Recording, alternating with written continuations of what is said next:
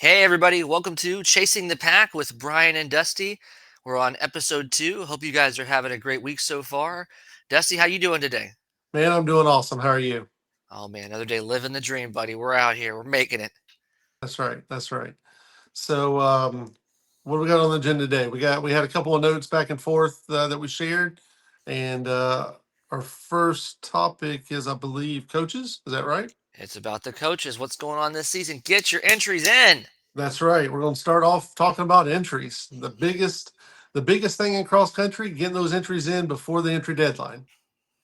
Yep, absolutely. You got to have it. You can't I mean, you might as well put the whole team in. It's not like track where you have to have a certain amount.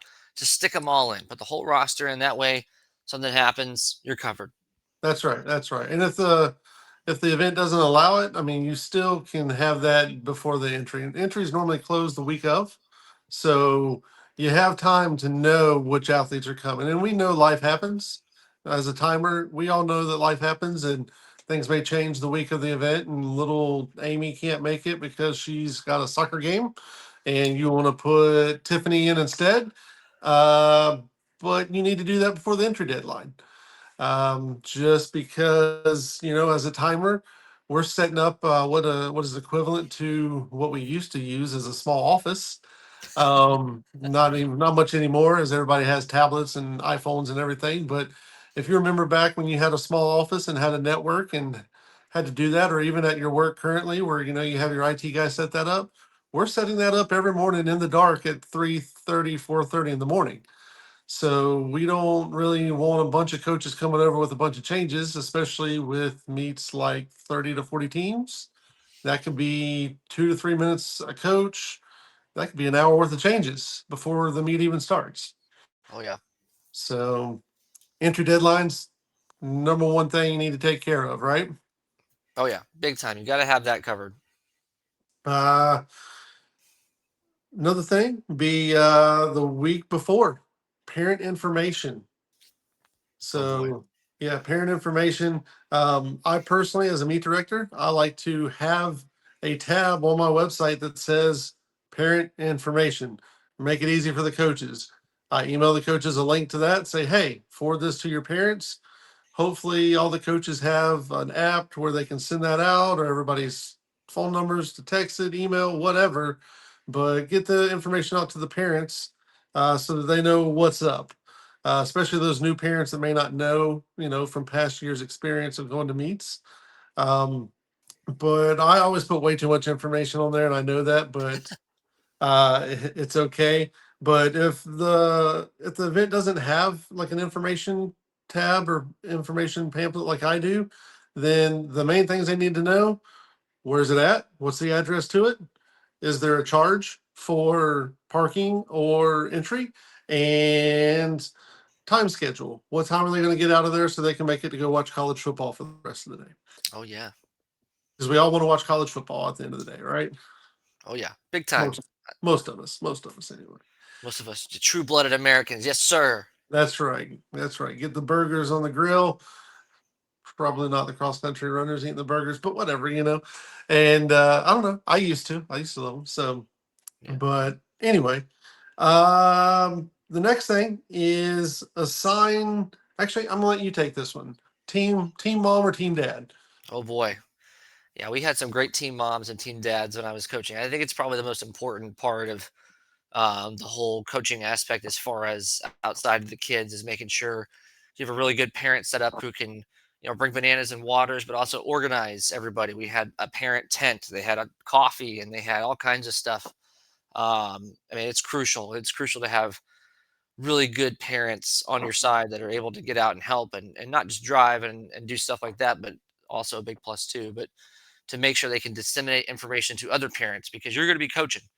The coaches are coaching, the kids are warming up or running or having a good time.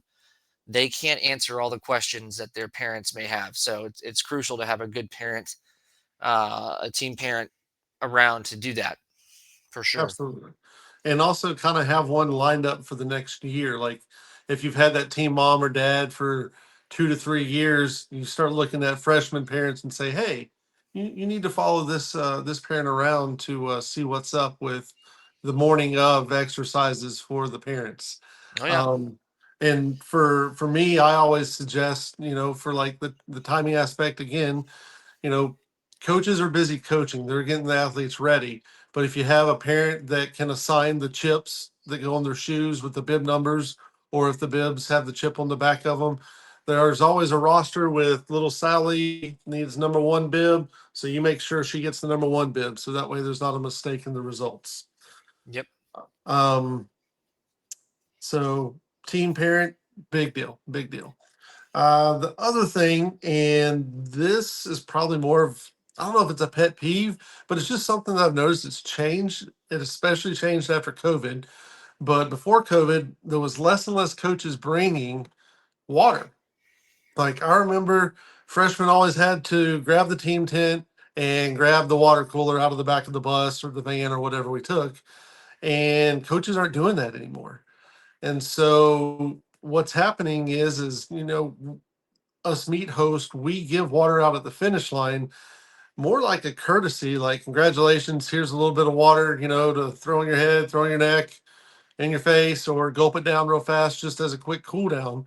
But ultimately, it's one cup and get out of the tent. Uh, and Yeah, for that's sure. because we plan on number of entries. So if I have 1,000 runners, I'm going to order about 1,500 cups, but realistically, I'm only wanting to use like 100, or I'm sorry, 1,100 cups because the water is there to give to the athletes and get out, and then they can go rehydrate when they get to the team 10 area. So coaches bring those coolers back out, man, because you know we want to provide a good service for you with putting on these events, and some do, some don't. But it's also not our responsibility to make sure that your athletes are hydrated before and after the event. Yeah. So um, make sure let's bring the coolers back. Let's blue, orange, team color, whatever the cooler has to be. Like maybe we need to make a cooler T-shirt. You know, I think we need to just make coolers great again. That's what we need. We got to make them great again. If we do that, everybody will have a cooler. that's right. That's right. So we'll kick that idea around a little bit later. But but going into the hydration part of it, coach's responsibility. Make sure your runners are hydrated and have eaten before they run. Um, Last year I had to have a coaches meeting, and I never have coaches meetings before my events. But the horse park being early in the season, it's always really hot. So, and it's early in the season, so the kids aren't necessarily into the routine yet. But I'm tired of sending kids off in an ambulance. And literally every time I've done it, it's because they didn't eat and they didn't drink any water before they ran. So, literally every person I've sent away in an ambulance to the hospital at that event is because they didn't eat or drink. And I said that last year to all the coaches.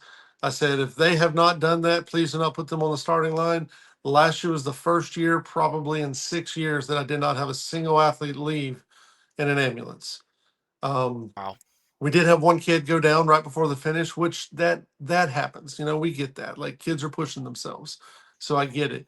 But don't let it be because they're not hydrated. Yeah. No, absolutely. I mean, it's crucial. It's next to shoes. It's probably the most crucial thing that we do in our sport is making sure we drink enough. Absolutely. Um, so and this is another timing pet peeve. Um, Mistakes.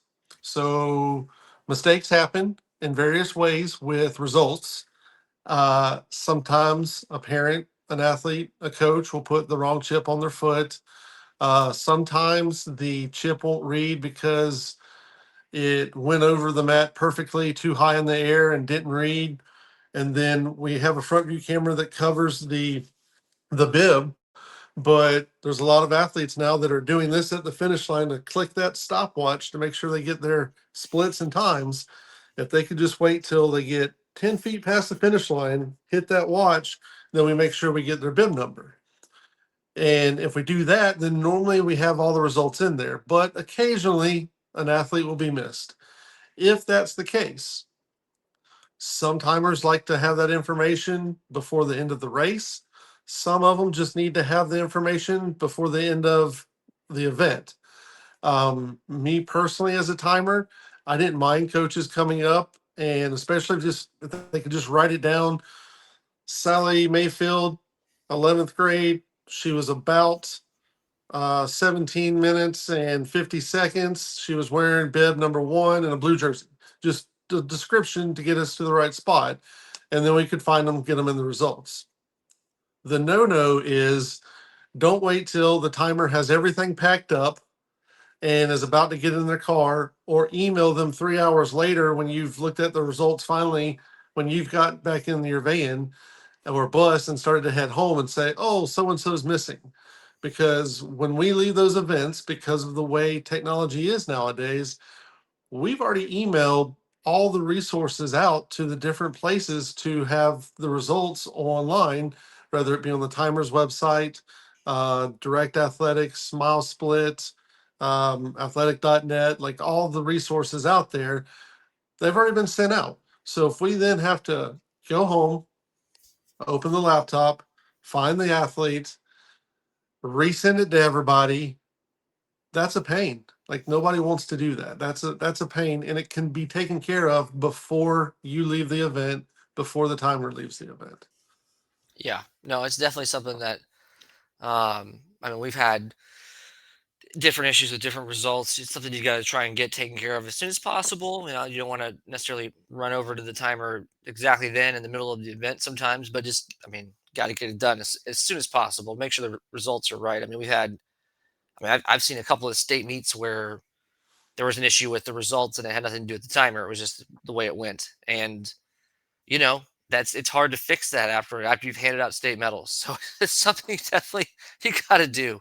You got to Well, do it in a timely manner. and that could be back on to a team mom or dad, paying attention, looking at the results to make sure everybody's in there. After a while, they know all the kids' names, so they can scroll through and see if somebody's missing.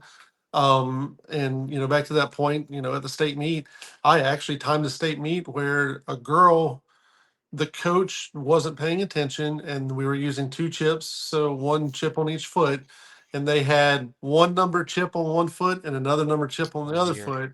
They were disqualified now, and they were the state champions. Well, um that's not good.